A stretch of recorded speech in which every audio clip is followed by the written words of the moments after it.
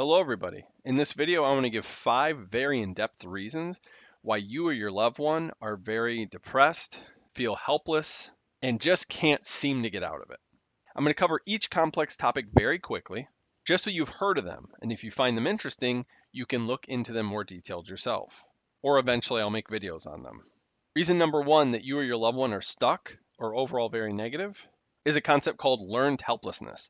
This is one of the most important things you could learn if you are stuck in negative or your family member is. In the 1970s, there was these very unethical studies done where they locked dogs in a room with an electrified floor and they shocked them and shocked them and shocked them.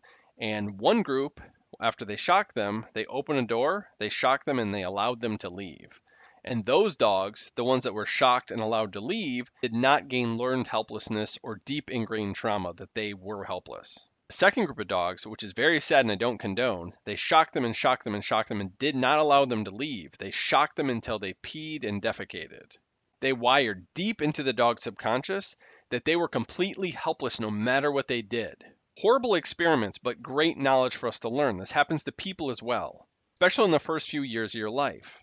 If you grow up in a challenging or horrible environment, and as a baby you have no control over your surroundings or your parents, you can get wired with learned helplessness, and it goes in your subconscious and it gets erased over time, your knowledge of this happening. So it's lost in your subconscious, and you're just left with a brain that is wired deeply to feel that nothing you do can change anything, nothing you do matters, and you're not thinking of it. It's just wired in the darkness of your subconscious mind. So that's number 1, learned helplessness.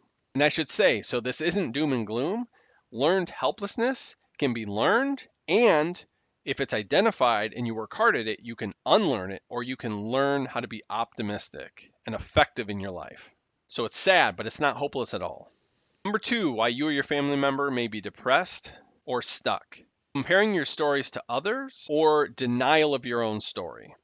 So the worst thing that happened to you is the worst thing that ever happened to you. It's really important to remember that. If you look on the TV and you see someone in a war-torn area, you're like, oh, well, that's trauma. They had it tough. That's not fair. That's dismissing what you've been through, especially if you were a child, because in that mindset, that was terrible. That was horrible. You were powerless, and many things were traumatic to you.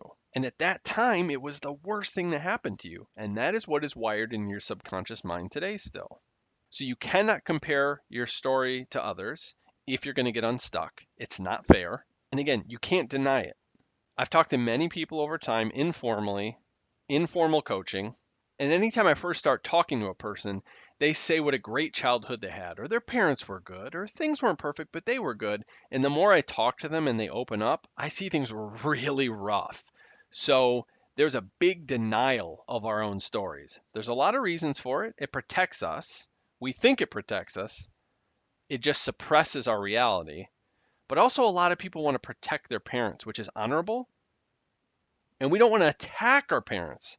But if we're not in reality what happened in our childhood, if we deny our own story, we will never be able to get better. So denial of your own story is number 2.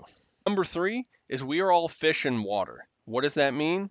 2 fish are talking together in the water, and an older fish swims by and he asks the 2 younger fish, how do you like the water? And the 2 younger fish say, what in the world is water? And the older fish swims by and laughs. We are born in this life. It's what we experience. It's all we know as children, and that gets ingrained in our brain. So if you grow up in a chaotic environment, you will keep that going. You will perpetuate that in your life because that's all you know. That's what you're used to. That's your home. That makes sense to you.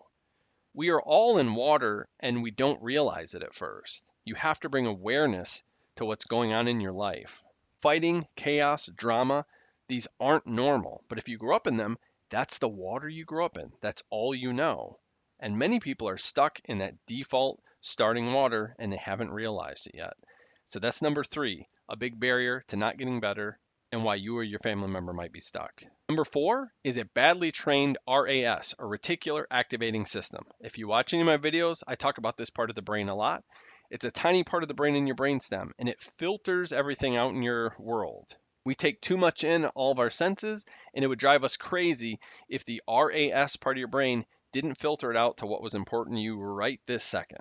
The other thing it does is whatever you focus on, you get more of, and you can train that over time. That's why gratitude practice is huge. But if ever since you were a kid, like in the last point, you were a fish in water and all you saw is negativity and fighting and gossip and sarcasm, you get more of what you focus on. And it's not your fault, but if you're used to hearing and seeing negative things, that is what your brain focuses on, and your brain will search more of that out. Because think of it this way, there's infinite good in this universe and there's infinite bad in this universe. Whichever one you focus on more, that part of your brain is going to show you more of it. So you have to proactively look for the good. That's number 4, a poorly trained RAS part of your brain. And last but not least, number 5, very important, reason why you can't get better or you and your family member are negative and stuck, you're probably in some sort of bad environment.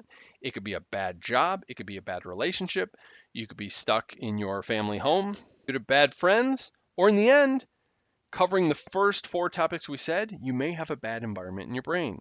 This may seem tough, this may seem hard, this may seem impossible, but you don't heal, you don't get better, you don't change in a toxic soup, in a toxic environment. So at least with a job, relationships, and I hate to say it, but toxic family, you may have to move, change, cut ties, and able to start the healing. So again, those were 5 very complex reasons why you or your family member may be negative and stuck in life. 1 was learned helplessness. 2 is denial of your story or comparisons. 3 was being a fish in water. It's all you've ever known. 4 is a badly trained RAS, part of your brain, the filter of seeing good and bad. And 5 is you might be in a toxic environment or relationship that you must change. All right, folks, I hope that was helpful. Awareness is the first key to getting better. Take care. Have a good day.